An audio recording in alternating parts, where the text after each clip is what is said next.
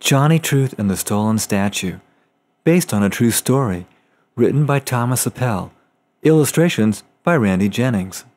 Johnny Truth and the Stolen Statue was written for one purpose, to show readers of all ages that it pays to be honest, even when it looks like you might get into trouble for doing so. Based on the true story of the author, Thomas Appel, that's me. This heartwarming tale of a young boy and his best friend Misty shows readers of all ages why you win big in life when you tell the truth, and why people who tell lies get into big trouble. This book is dedicated in memory of Edward and Goldie Appel. Lying lips are abomination to the Lord, but they that deal truly are his delight. Johnny Truth lay sleeping soundly in his bedroom, his blonde hair lying like yellow silk on the pillow, his slender frame nestled comfortably underneath the blanket. "Johnny, it's time to get up!" The voice of his mother Goldie echoed in the distance. Johnny stretched one golden-skinned arm out from under the covers. It was a cold morning, and the thought of having to jump out into the 50-degree bedroom wasn't nearly as inviting as a dive under the warm tunnel of blankets. "Little Johnny, will you wake up? Will you wake up? Will you wake up? Little Johnny, will you wake up so early in the morning?" His mom's voice sang, well, croaked would be a more accurate description, the all-too-familiar song.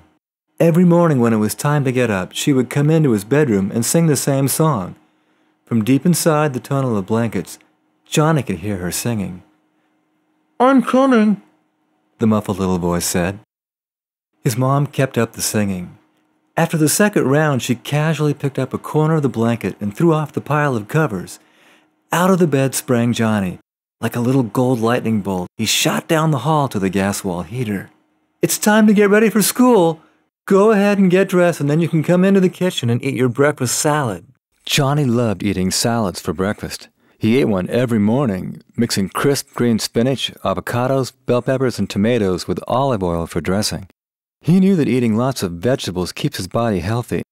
Other kids at school got sick every year, but not Johnny, and his breakfast salad was part of the reason why. Johnny is a vegan and eats a diet of alkalizing fruits and vegetables. He drinks lots of healthy ionized water and never drinks soft drinks or anything with sugar in it. This simple diet is a secret to his good health. Johnny likes to eat nutritious food, and his healthy diet pays off. Johnny was 10 years old and he had never had a cavity. When he went to the dentist, he just got his teeth cleaned. But he could hear the screams from the kids at the dentist's office that had cavities. Right when the dentist gave them a big shot into their gums. Ouch! And then the sound of drilling and the smell of teeth ground to a fine powder filled the room. Every time the sound of the drill rang out through the hallway, Johnny thought, "All that for a little candy and some sugar? No way! That's not going to be me getting a shot in the gums."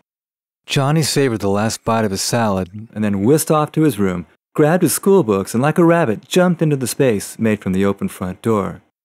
Goldie's voice echoed behind him. "Remember today our Aunt Edith is coming to visit this afternoon, and we're going to drop by after school to pick you up. I want you to be right on time waiting by the flagpole at 4 o'clock. "Sure, Mom," Johnny replied, and off he went to the bus stop. Johnny had no way of knowing that this day would be a day that would change his life forever. At the bus stop, a mixed bunch of kids was waiting. There was Misty, a tall girl with beautiful brown hair who always got straight A's in every subject. She was new in town and lived with Mr. and Mrs. Fairley. They were her foster parents. Johnny didn't know what had happened to her real parents. Then there was Jason, kind of a goof-off. He liked to make everyone laugh and was always getting in trouble for cracking jokes in class. And of course, Shane. Bigger than every other kid in the school, Shane had a way of making everyone feel afraid to be anywhere nearby. He was mean and liked to cause trouble. The yellow bus drove up and Misty, Jason, Johnny, Shane, and the rest of the kids filed through the swinging door trying to find a seat. Misty went in first, then Johnny, Jason, and Shane. Johnny sat down on the blue vinyl-covered seat. "Truth, what are you doing in my seat?" Shane's voice rang out. An instant later, Johnny felt the huge hand of Shane grab his shirt and yank him out of his seat. Johnny felt helpless as he went plummeting across the aisle, landing on the dirty rubber floor of the school bus. "Just lay off, Shane," Johnny swiped back. Lay off, or what are you going to do about it, Truth? Shane said viciously, hoping for a fight. Missy looked down at Johnny and motioned for him to come sit by her. Johnny sat down next to Misty and gave Shane a look of disgust. Don't worry about him. He's just a big bully, Misty whispered. But he's not as tough as he looks. Someday somebody's going to teach him a lesson. Misty was comforting, and the smile on her face and the way her eyes lit up when Johnny sat next to her made it quite clear she really cared about him. She sat close to Johnny and gave Shane a look that sent a small shiver down the spine of the big bully. Misty was pretty and petite, but that look in her eyes told Shane he'd better not mess with Johnny anymore, at least not with her anywhere nearby. Just then the bus pulled to a stop in front of the school. Hey, Misty, maybe I'll see you after school. Thanks for giving me a seat, Johnny said, as they both made their way out of the bus and towards the entrance to Trawick Middle School. Misty just waved goodbye and smiled. Johnny made his way down the long school corridor. Just past the long row of gray lockers, Shane and two of his friends, Mel and Jim, were waiting. If there was ever trouble at school, you could be sure one of these three had something to do with it. As Johnny walked closer, the trio of bullies moved out into the hallway, blocking Johnny's way. Well, look who we have here, Shane snickered. It's little Johnny Truth, touted Mel. Looks like he wants to get by, sneered Jimmy. Johnny tried in vain to wrestle his way between the small opening left by the three boys. If you want to get by, it'll cost you, Shane stated firmly. What do you want? Replied Johnny. Give me Missy's phone number. You can go right on your way, Shane demanded. Johnny thought about saying he didn't know Missy's phone number, but he did know her number, and it would be lying to say that he didn't. A voice seemed to come from the corner of his mind, tempting him. It's not wrong to lie if you're just trying to get rid of these bullies, the voice said. Johnny had to think. If I lie to save myself from trouble here and Shane finds out, he'll be twice as mad. And if I say it's okay to lie if I'm trying to keep myself out of trouble, well, then I won't be very honest at all, because that's usually when people lie anyway. I'll just tell him no. I won't give him her number. If he beats me up, then I'll just have to take it. Just as Johnny was about to speak up to Shane, a funny thing happened. Shane's face got pale, almost white, and he made a dash to the boys' restroom. Johnny took advantage of the moment, slipped past Mel and Jimmy, and went through the doorway into his classroom. As he was going in, out of the corner of his eye, he could see Misty off in the distance. It looked like she was laughing. During class, he kept thinking about what had happened and wondered why Shane had gotten sick so fast. English class was fun. Mrs. Tree made everything seem so interesting. History was pretty good too. Johnny learned all about how America was discovered by a guy named Columbus. Lunch went by quickly, and finally, as the day drew to a close, it was time for math class. Math was tough. The teacher, Mr. Claymore, was mean. He didn't seem like he liked kids. Johnny often wondered why he was even teaching at all. After class, Johnny started to walk towards the flagpole to wait for his mom when his cell phone buzzed. Johnny answered. It was Misty's mom. Hello, Johnny, Mrs. Fairley inquired. Yes, Johnny answered back politely. Mrs. Fairley continued. I'm trying to reach Henry Groff, the school principal. I tried his office, and the secretary told me he wasn't in. Do you know where he might be? Yes, Johnny quickly replied back. I saw him go in Mr. Claymore's office after class. I'll go tell him you want to talk to him. Johnny hurried back into the math classroom. Behind a glass window in the door, he could see the stern face of Mr. Claymore. Seated behind him was the intimidating figure of Henry Groff. The two men looked like they were talking about something important. Johnny left his backpack and cell phone in the classroom and gave 3 firm knocks on the door. Mr. Groff? Asked Johnny. Could I talk to you for a second? Johnny was nervous. Just going into Mr. Claymore's office was intimidating. It was even worse going into his office with the principal there too. He hoped to get in and out quickly. What do you want, Mr. Truth? Mr. Groff gruffly whipped back. Adriana Fairley is on the phone and wants to talk to you. Just tell her I'm not here, Mr. Groff said sternly. Mr. Groff, I can't do that. I can't lie. As the words were coming out of Johnny's mouth, he knew he was going to be in big trouble. It all happened so fast, he didn't even have time to think. Then he remembered what his mom had always taught him. In the Army or the Marines, when a young soldier is in the middle of a terrible battle and something happens so fast that he has to act immediately without having time to think, he will always go back to his basic training. His life and his fellow soldiers' lives may someday depend on that. That's why basic training is so important. The same is true for kids. When things hit you so fast you don't have time to think, you always go back to your basic training. Johnny's parents had taught him to always tell the truth, even in little things. That was his training. He'd grown up that way. He'd developed a habit of telling the truth in little things, so it came naturally for him to tell the truth in everything, especially those times when he didn't have time to think about what to say when someone asked him to do something dishonest. This was definitely one of those times. As Mr. Groff got up from behind the big oak desk, he was so mad his face had turned purple. He stormed around the desk, coming straight for Johnny. Stopping inches away from Johnny's face, he screamed at the top of his lungs, "I command you to tell her that I am not here!" Without hesitating or feeling scared, Johnny answered back firmly, "I can't do that. I can't lie." Then he turned around and walked out of Mr. Claymore's office, picked up the phone and told Mrs. Fairley, "Mr. Groff is in a meeting right now. You'll have to try talking to him at another time." As soon as Johnny hung up the phone, Mr. Groff stuck his head out of his office door and shouted angrily, "Johnny, I'm not going to forget this." Johnny should have been scared about what Mr. Groff would do, but he wasn't. A strange sense of calm came over him. He had never felt anything like this before. It was as if he knew he was going to be all right no matter what happened. Instead of feeling afraid, he felt excited and happy. He knew his mom and dad would have been proud of him for refusing to tell a lie, and he knew that God was proud of him too. The next day at school was uneventful for Johnny. Shane, Mel, and Jimmy left him alone and classes went okay. Even Mr. Groff was nicer. But as Johnny was leaving school that afternoon, he saw something strange. Behind the gymnasium, in a wooded area where people didn't usually go, he saw Mr. Claymore and Mr. Groff, the principal, talking with Shane. They didn't notice him, so he crept a little closer to see if he could hear something. "Don't worry, that job's a piece of cake. But let's wait a few weeks before we make the move. I don't want anything to look suspicious," Shane said to Mr. Claymore. "Just make sure you keep your end of the bargain." "Don't you worry, Shane. Everything's going to go just like we planned it," sneered Mr. Claymore in a sinister-sounding voice. What could they mean? Johnny muttered to himself. Without warning, Shane turned around to leave.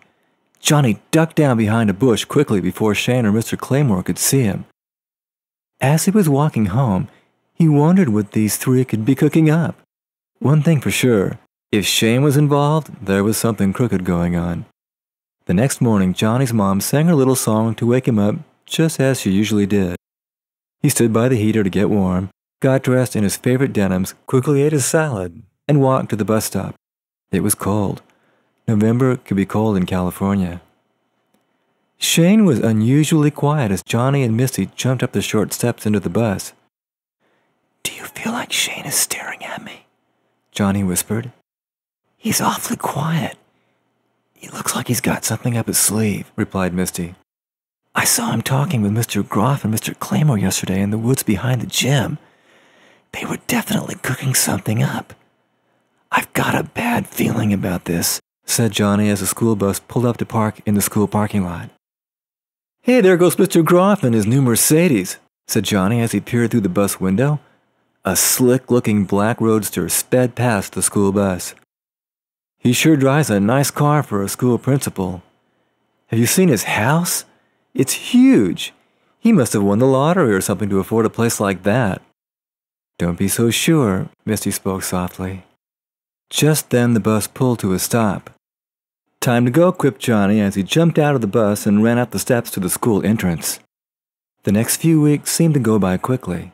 Johnny got up early, ate his salad, made it to the bus stop on time, and sat next to Misty on the way to school. He was becoming good friends with Misty, and he noticed that whenever she was around, Shane and the other bullies seemed to leave him alone. Thanksgiving, Christmas, and New Year's came and went smoothly, but things were about to change. One day, early in January, as Johnny stepped out of the bus and ran up the steps to the school, he almost bumped into Mr. Moore, the school music teacher.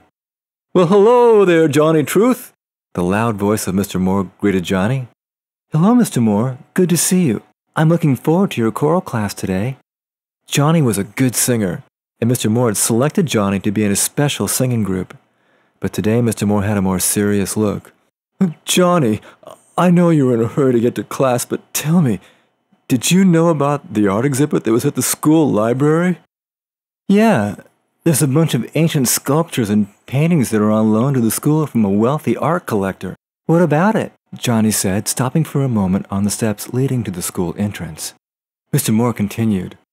"Last night someone stole one of the sculptures from the exhibit. A golden statue that was very old and very valuable." "I can't believe someone would do something like that," Johnny said with disgust and some anger in his voice. "I hope they find out who took it and really stick it to them." One thing Mr. Moore knew about Johnny was that he would never steal. Johnny's parents had taught him that lying and stealing were wrong. But more than that, he knew that God thought it was wrong. Johnny had always wanted to make God happy, so lying and stealing were things he just never did. It wasn't worth it anyway because Johnny had learned early enough that kids who steal usually get caught, and kids that lie usually get found out. "If you find out anything about the stolen statue, please report it. The school will have to pay for it if it's not found, and we really don't have the money." "I'll keep my ears open," said Johnny as he walked into class and sat down next to Misty. "Hey, Misty, did you hear about the golden statue stolen from the school library?" Johnny asked, hoping to get an inside scoop from his favorite friend. "Yes, a lot of kids are talking about it." Misty sounded serious. Johnny kept asking questions. "Do they know anything about who took it?" asked Johnny. Misty whispered quickly. "No, but I'm sure they will soon. People who steal usually end up getting caught one way or another. It won't be long." Misty sounded quite confident of her assessment of the theft of the statue. "I'll bet Shane and his friends had something to do with it," Johnny declared. With no more thought about stolen statues or thieves, Johnny focused on paying attention to his classes. The day went by quickly. The bell rang for class to end. Johnny glanced at the clock. It was exactly 3 o'clock. He had just finished math class with Mr. Claymore, who seemed rather pleased today. It was strange to see him in such a good mood. Johnny walked quickly down the corridor to his locker, took off his backpack, and began turning the combination lock. The sound of tumblers moving was followed by a gentle click. As the locker door swung open, Johnny gasped. "The stolen statue! What's it doing in here?" Johnny barely had time to open the locker door before he felt a hard tap on his shoulder and heard the thundering voice of Mr. Groff, the principal, filling the hallway. "Johnny Truth, you've just been caught red-handed. Now we know who stole the golden statue from the art exhibit. Come with me, young man. We're going straight to my office and then I'm calling your parents." But Mr. Groff," Johnny stammered. I don't know how," Mr. Groff interrupted. "Don't try to deny it, Johnny. The evidence is right here. There's nothing you can say or do that will convince me you didn't steal that statue." Mr. Groff marched Johnny right into his office and sat him down on a hard wooden chair in the corner. The determined principal didn't waste any time. He immediately picked up the phone and dialed the number to the service station where Johnny's dad worked. "Edward Truth, this is Henry Groff. I'm the principal at Trawick Middle School. Your son has just been caught stealing. I'd appreciate it if you would come down here at once and pick him up." The next half hour felt like a year to Johnny. But shortly after 3:30 p.m., he could see the welcome figure of his dad coming towards him in Mr. Groff's office. Edward Truth was a good man and a wonderful father. He took Johnny to church with him every Sunday and had taught Johnny the importance of being honest from as early as Johnny could remember. What seems to be the problem? Demanded Mr. Truth. Your son has been caught red-handed with a golden statue that was stolen from the school library last week. We found it in his locker this afternoon, Mr. Groff declared. Mr. Truth's eyes turned towards Johnny. Son, what do you have to say about this? He questioned. I don't have any idea how that statue got in my locker. I didn't take it, honest. Johnny's voice was quivering. He was on the verge of tears. If my son says he didn't steal the statue, that's good enough for me. Johnny's never stolen anything in his life. I know my son. He's honest. I don't know how the statue wound up in his locker, but if he says he didn't steal it, then he didn't steal it. My son doesn't lie. Mr. Truth's voice was commanding. Johnny was hoping this would help convince Mr. Groff to let him off the hook. No such luck. Mr. Groff didn't look even the least bit swayed in his opinion of Johnny's guilt. We just found the statue in your son's lot combination locker. And you're trying to tell me he's innocent just because you think he wouldn't tell a lie? You truths all stick together, but it's not going to do you any good. Effective immediately, Johnny is expelled from school. He can go to school in the tough neighborhood across town. There's plenty of trouble over there, so maybe he'll fit right in while he's thinking about the consequences of taking something that doesn't belong to him. Johnny walked out of the principal's office looking sullen. Shane, Jimmy, and Mel were watching from the courtyard and snickering as if they knew more about what was happening than they should have. Misty was waiting outside the principal's office for Johnny. Shane is telling everybody that you're the one who stole the statue, but I know you didn't do it. Don't worry. There's a reason why all this is happening to you. Something really good will come your way because you refuse to lie for Mr. Groff. You'll see. Call me tonight. And then she walked away towards the parking lot. Johnny had to go back to his classroom and pack up his pencils and school supplies. His friend Randy came over and tried to offer some kind words. I heard about what happened, Johnny. It's too bad you got expelled. I'll miss playing basketball with you, Randy said with a sorrowful look. Hey, Randy, thanks. But you've got to know I didn't take that statue. I think I know who did, but I can't prove it. Not just yet. Mr. Truth was waiting outside. Johnny, it's time to go. Soon the two were in the family car riding down the street towards home. Dad, I'll never forget how you stuck up for me today. Thanks for believing in me. Don't mention it. You needed someone to stick up for you in there. That principal was definitely out to get you. As far as believing in you, well, that was easy. Johnny, I know you. You've been honest with your mother and I even when you thought you were going to get into trouble. Like when you broke her favorite china plate. So believing you is easy because you've made a reputation for yourself of telling the truth. Mr. Truth was obviously proud of his son. When they got home, Johnny gave the account of the whole story to his dad, beginning with Mrs. Fairley calling him on the phone and asking to talk to Mr. Groff. Mr. Groff demanding that Johnny tell her that he wasn't there, Johnny refusing to lie, and then seeing Shane and Mr. Groff talking behind the gym. I knew something was up with that principal, Mr. Truth said, his eyes deep in thought. It's Mr. Claymore and Mr. Groff that will end up getting in the worst trouble. You'll see, Johnny. God will not let their whole scheme go unnoticed. Soon after Johnny got home, he decided to take a walk in the woods behind his house. He had a favorite tree he liked to sit under when he needed to think about things going on in his life. He took his Bible with him. He thought to himself, this is definitely a time to check in with God and try to figure out what's going on. Down the trail he went, birds chirping happily all around him, as if they knew something good was about to happen. As Johnny sat down to read, he closed his eyes and opened his Bible to the spot his fingers had found. It was a place towards the beginning that he hadn't seen before. Something inside him knew this was really important. Johnny read aloud the Word of God. If you will really listen to what God says, to learn and do all the things I'm going to tell you to do this day, then all of these wonderful things will happen to you. You will be blessed in the city and blessed in the fields. You will be blessed when you have children. Even your animals will be blessed. Your food supplies will be blessed. You'll be blessed when you come in and blessed when you go out. God will cause your enemies that have stood against you to be defeated right in front of you. They will come at you in one direction and then run away in 7 different directions.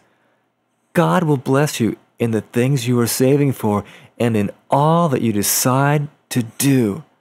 Wow! Johnny exclaimed out loud. I know that I just got expelled for following one of God's commandments. I'm doing all the other ones that I know of. That means that everything here applies to me. Anything I decide to do, God is going to bless. That's right, Johnny. Johnny couldn't believe his ears. It was Misty. How did she know where to find him? Misty? Johnny didn't know what to say. Misty continued. Remember when I told you that God was going to make something really good come your way because you wouldn't lie? Misty was talking with authority, as if she really knew.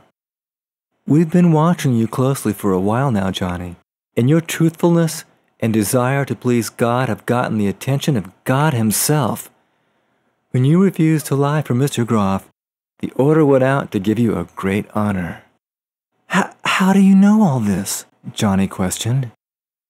I am one of the angels sent to help you, Misty replied in a matter-of-fact tone of voice. You're an angel? Yes, angels come in many forms, and we often mingle in with ordinary people. If we didn't tell you, you would never know. But don't be frightened. We're only here to help you. Do your foster parents know you're an angel? Johnny asked in a bewildered tone. No, you're the only one who knows, and you mustn't tell anyone. God has decided to let you know who I am, but there is a catch. You must never tell a lie or be untruthful in any way, or I will have to go away. You'll still have angels protecting you, but you won't be able to see them or know who they are. Johnny was so excited about finding out that Misty was an angel, he could hardly speak. But the image of being expelled from school was still clear in his mind, and he wanted to take care of that problem right away. Misty knew all of this. How can we prove that I didn't steal the golden statue? Johnny asked. It really won't be that hard, not with me on your side. You see, I know all the things that Shane, Mr. Groff, and Mr. Claymore are up to. I can read their thoughts whenever I want, and I can put thoughts into their minds. Everything they do and think is recorded. For that matter, everything everybody does and thinks is recorded. People who are up to mischief, like Mr. Groff, Mr. Claymore, and Shane, have all sorts of things they wouldn't want anyone to know about, and I know it all.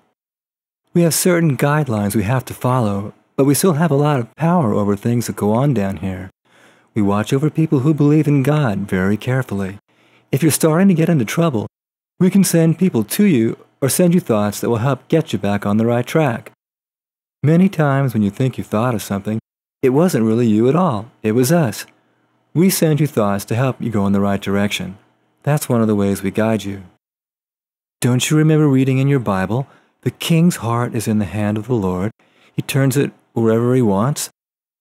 Well, it's not just the king's heart that is in the Lord's hand. Yours is too. God is greatly honored when you stand by His principles. He hates dishonesty and is very proud of you when you are truthful. If you've done something really good like you did, we have authorization to reward you. Misty clearly enjoyed her job as guardian angel. I never dreamed that angels had so much to do with what goes on, Johnny exclaimed. I thought you just kind of flew around and sang songs in heaven. Johnny was excited to get the inside scoop on what angels really do. Misty continued. We do a lot more than just sing songs of praise to God. Every time you pray, we listen and then get right to work helping you get what you pray for. That's why it's so important when you pray. You really mean it. If you're not serious about your prayers, we can tell, and we aren't going to waste our time working for you. God wants you to pray confidently, expect results, and get in the habit of asking for His help with everything. We often have to wait to start helping you until you pray. That's why it's so important to start praying as soon as you need help. If you pray stupid prayers, like for 100 new bicycles, you might as well just save your breath. It's not going to happen. But it's fun for us when you pray bold and courageous prayers. Remember in the Bible where young David had heard about how this great giant Goliath was making fun of the Jews? I remember. That was in the Old Testament, Johnny proudly stated. Yes, it was, replied Misty. David was committed. He was just a young boy, not much older than you, but he believed he could beat Goliath, a mighty warrior over 9 feet tall. We knew he was serious, so we gave him the idea of taking down Goliath using a sling and a small stone. At first the king wasn't even going to let David fight. You're just a shepherd boy, and Goliath has been a man of war since he was young, the king declared. But we reminded David to tell the story of how he had single-handedly killed a lion and a bear coming after the sheep he was watching over. David said, I was watching my father's sheep, and a lion and a bear came and took one of the lambs. I went out after them and took the lamb right out of the lion's mouth. Then I killed the lion and the bear. I killed the lion and the bear, and Goliath will be as one of them, seeing he has defied the armies of the living God. The Lord that delivered me out of the paw of the lion and out of the paw of the bear will deliver me out of the hand of Goliath, David fearlessly replied. So the king said to David, Go and fight Goliath, and the Lord be with you. He gave David armor and a sword, but the sword was so heavy, David could barely lift it, and the armor just got in his way. David knew all along he was going to use his sling. When the time came to go down and meet Goliath, David shouted, You come to me with a sword and with a spear, but I come to you in the name of the Lord of hosts, the God of the armies of Israel, whom you have defied. This day will God deliver you into my hand, that all the earth may know there is a God in Israel. When Goliath started coming towards David, David actually ran towards him, reached into his bag, pulled out a stone, put it in his sling, whipped the sling around, and slung the stone. We helped guide the stone right into the giant's forehead. So it wasn't just a lucky shot by David? Johnny questioned. Oh no, replied Misty. We guided that stone right towards its mark. So you see, Johnny, if we can help a young shepherd boy kill a lion and a bear and a giant, don't you think we can help you with a bully like Shane, a school principal, and a math teacher? Misty said with a sly grin. You betcha, Johnny said confidently. I guess when you see how much help angels can give kids who are serious about doing something good in this world, bullies like Shane and dishonest teachers don't seem like much of a threat at all. So if we need your help to expose Shane, Mr. Groff, and Mr. Claymore as partners in crime, are you in? Misty asked, already knowing the answer. I'm in. Just tell me what to do next, Johnny stated excitedly. I'll tell you tomorrow, replied Misty. We'll meet by the river after school at 4 p.m. Johnny turned his head to look towards the trail back to town, and when he turned around, he was alone. Misty had vanished. Johnny went back to town through the woods. That night, Johnny could hardly sleep, thinking about all the things Misty had told him. He was at the river at 4 p.m. sharp, but Misty was nowhere to be seen. Johnny? Misty's familiar, soft voice sounded right behind him. She had appeared out of nowhere. Johnny knew there was no way Misty could have walked down the path to the river without him seeing her. There was only one way in and out, but there she was. Are you ready to take care of Shane, Mr. Groff, and Mr. Claymore? Misty asked. You haven't gotten scared, have you? Oh no, replied Johnny. Not with you on my side. Misty knew that Johnny wasn't scared, but she also knew that he would be stronger every time he remembered that God's angels were working with him. Good, answered Misty. Here's the plan. Harry Groff and Richard Claymore have been secretly buying drugs and selling them to the high schoolers, using Shane as their contact. They've made lots of money at the expense of the local school kids, and it's time they were stopped. They're going to be meeting tonight out behind the rock quarry on the south side of town to exchange drugs and money. After Shane gets his new supply of drugs, as he's walking home, we are going to meet him. I'll meet you here at 8 p.m., and we'll go to the quarry together. Misty vanished into nothing right before Johnny's eyes. That night, Johnny made his way back to the river. Misty was there waiting for him. "We're going to take a shortcut," Misty said. Before Johnny could even ask where, she had taken him by the hand and they were soaring together up into the sky and over the river to the quarry. The full moon cast a silvery haze on the barren landscape. As they landed behind a big rock, they could see the intimidating figure of Shane Brooks silhouetted by the headlights from Mr. Groff's car. Mr. Groff handed Shane a package and then drove off into the night. Shane started walking straight towards where Johnny and Misty were hiding. As Shane walked past, his large frame making deep impressions in the soft gravel, Misty stepped out from behind the rock. "Shane!"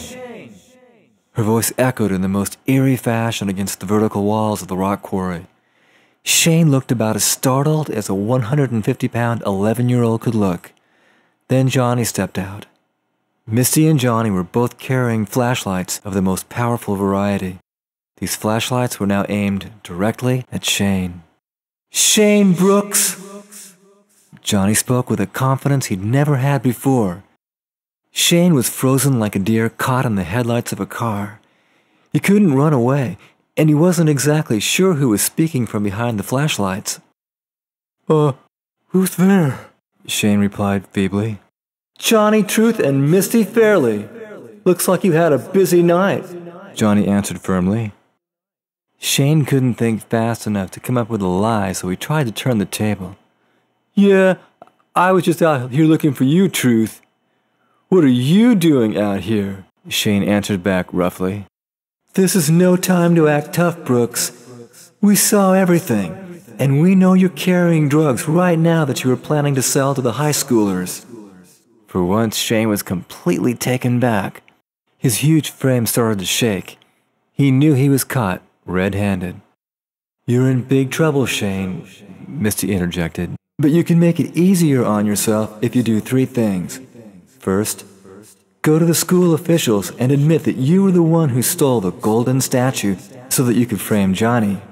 Next, testify that Henry Groff gave you the master combination to the locker and was in on the whole scheme. Then you have to testify against Henry Groff and Richard Claymore for their part in supplying you with the drugs you've been selling to the high schoolers. If you cooperate, you probably won't go to jail since this is your first offense.